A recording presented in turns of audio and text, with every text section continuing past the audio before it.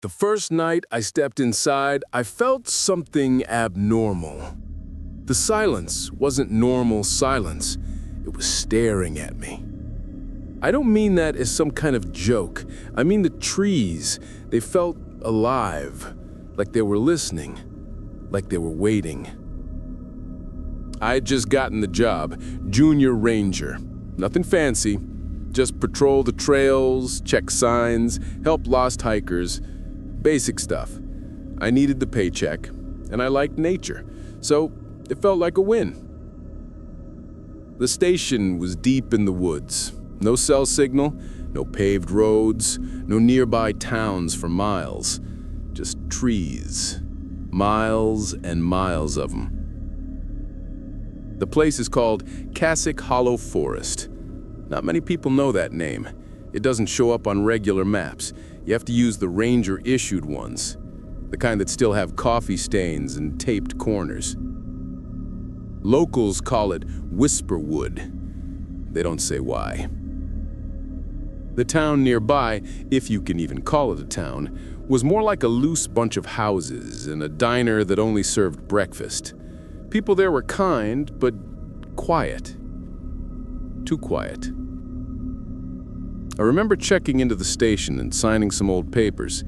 The man who handed me the keys was in his 60s. Gray beard, eyes like dull glass. His name tag just said Tom. He didn't smile, just handed me a flashlight, a map, and a binder full of shift logs. Before I left, he looked me dead in the eyes and said something I'll never forget. Don't speak out loud after midnight. I laughed, thought he was joking, but he didn't laugh back. He added, stay inside after dark, and if the trees whisper, don't answer. I asked him if it was a prank, some hazing thing they did to new rangers. He didn't say a word, just turned around and walked back inside. Weird, right? I figured it was just some local superstition. Small towns always have those. Probably just some story to keep kids from wandering off at night. But still, it stuck with me. The ranger cabin was deep in the woods, about a 20-minute hike from the road. It was small, but cozy. One bedroom, a kitchen, a desk with a radio and a cot that creaked when you sat on it. The windows had old blinds. The air smelled like wood and dust. That night, I unpacked, made some coffee, and started flipping through the shift logs. Nothing usual, just weather notes, sightings of bears, and a couple lost hikers here and there. The last few entries were messy, rushed, like someone wrote them while scared. I didn't think much of it at the time. Around 10 p.m., I stepped out for a short walk. The flashlight barely cut through the dark. The trees looked like walls. Branches above blocked out the stars. There were no bugs chirping, no owls, no wind. Nothing. Just silence. Heavy. Dense. Unnatural. I shivered. Though the air wasn't that cold, I spoke out loud just to break the quiet. Creepy, I said. That's when something moved in the trees.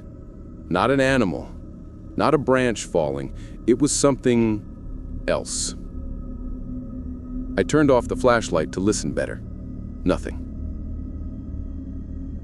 I went back inside, locked the door, and tried to sleep. I couldn't. The silence kept me awake. The next day, I called HQ on the radio. I asked if there were any stories about the forest being haunted or anything weird like that. The guy who answered just said, "Welcome to Cassock Hollow. Don't go wandering too far." Thanks. Very helpful. I spent most of that day checking the trails. The paths were oddly clean. No footprints, no trash, no animal droppings, like no one had walked them in a long time. I marked a few broken signs and returned before sundown. As soon as the sun dipped below the trees, the air changed. The woods felt different at night. I can't describe it right. Like they breathed. You could feel the forest exhale around you. I stayed inside, made soup, and read some old ranger reports. Midnight came. And with it, that same heavy silence. I didn't speak. I remembered Tom's warning. I sat still for over an hour, just listening. Nothing happened. Not that night. But that was the first time I really felt it. The watching. Like the woods were leaning in, just a little to listen. The next morning, I noticed something strange outside the cabin. There were small marks in the dirt, circles, perfectly round, about the size of a fist, and they were arranged in a line, right up to my window. No animal makes tracks like that. I asked myself, did I sleepwalk? Was someone trying to scare me? The thought hit me then, if this was a prank, it was a good one. But it didn't feel like a joke. It felt like something had come by during the night and waited, watched, listened. I tried to shake it off, went on patrol again, but every step into the forest felt like a step deeper into something I didn't understand. I passed a tree with strange carvings, old symbols, faded, the kind that don't get there by accident. The deeper I went, the quieter it got. No birds, no rustling. Then I heard it.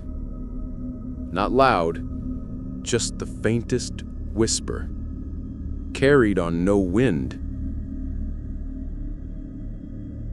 I froze, tried to listen harder, but it was gone.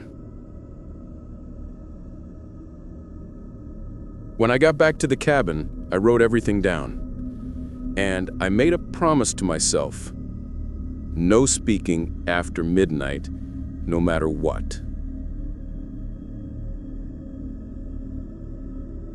Because the forest wasn't just quiet.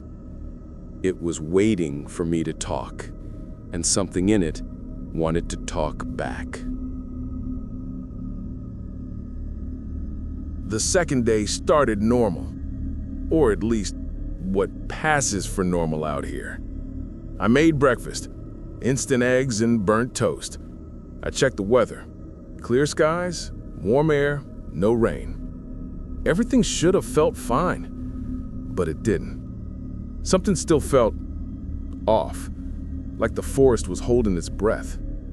I decided to clean the cabin, something to take my mind off the creeping feeling I couldn't shake. I started with the desk drawers. Most were full of junk. Old pens, broken flashlights, torn maps. One drawer was jammed. I had to pry it open with a screwdriver. Inside was a bundle of yellowed papers. A few were old shift reports, dated years back, but one paper stood out. It wasn't like the others. This one was handwritten in shaky black ink. The corners were torn. It smelled like mold and something worse, like something that had been buried. The top of the page said, "Rules. They didn't tell you." I sat down to read. Each line was short, almost like warnings scribbled in a rush. Never speak first. The whispers lie. Don't answer a voice that sounds like someone you love. Cover your mirrors. They remember your voice. Midnight is when they listen. Don't hum, don't sing, don't whistle. I stared at the paper. The ink looked fresh on the last line. At the bottom, in darker ink, was a final note. The letters were shaky but sharp. It looked newer than the rest, like someone added it later, recently. I checked the back. Nothing. I don't know why, but a cold chill crawled up my spine. That kind of chill that doesn't come from the air, the kind that crawls from inside. I put the page down and looked at the drawer again. Something about the space under it felt strange. I got down on my knees, shined my flashlight inside. The wood beneath the drawer was cracked and hollow. I pulled it loose. There, hidden under the floorboard, was an old leather notebook. Damp, covered in dust and ash. Pages curled, mold on the spine. I opened it carefully. It was a ranger journal. Looked decades old. Name on the front was long faded, but the first page was dated 1993. The entries were strange. At first, they talked about trail work, lost hikers, rainstorms. But then, the tone changed. The handwriting grew messy, panicked. Words like voices, copycats, and mimics kept showing up. One page had a circle drawn in red ink. Inside it were symbols I didn't understand. Below it, a single line. They speak when we sleep. I flipped through dozens of pages until one caught my eye. It said, "It happened again." The voice at the window sounded like my wife this time.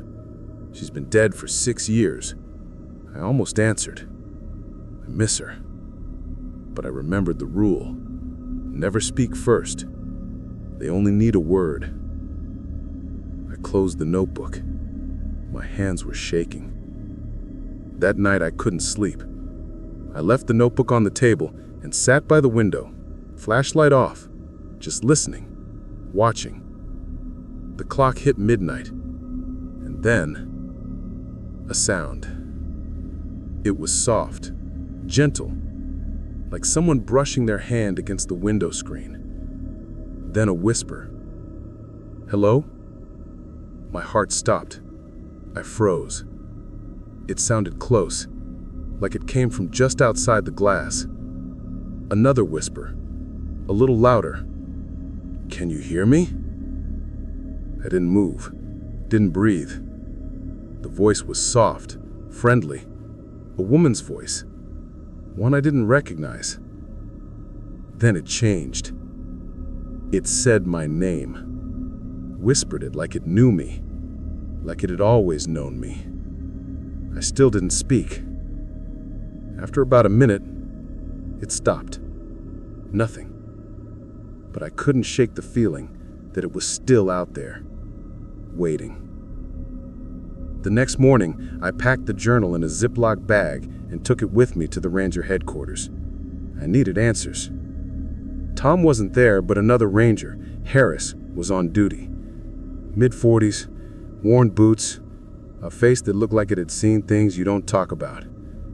I asked him straight up, "Hey, this forest, have you ever heard anything weird at night?" He looked at me, didn't blink. Then he said, "You heard it, didn't you?" I nodded slowly. He sighed and sat down. "Already started," he muttered. "What do you mean?" He rubbed his face, looked around like he didn't want anyone else to hear. "You speak after midnight, they hear you. That's the rule. It doesn't matter if it's just one word. Once they know your voice, they don't stop." I asked him who they were. He didn't answer, just said they ain't people. I pulled out the notebook and showed him the page with the red circle. He flinched, told me to burn it, said keeping things like that only made them come closer. He looked at me hard and said, "Don't listen, don't talk, and for God's sake, don't let them sound like someone you care about."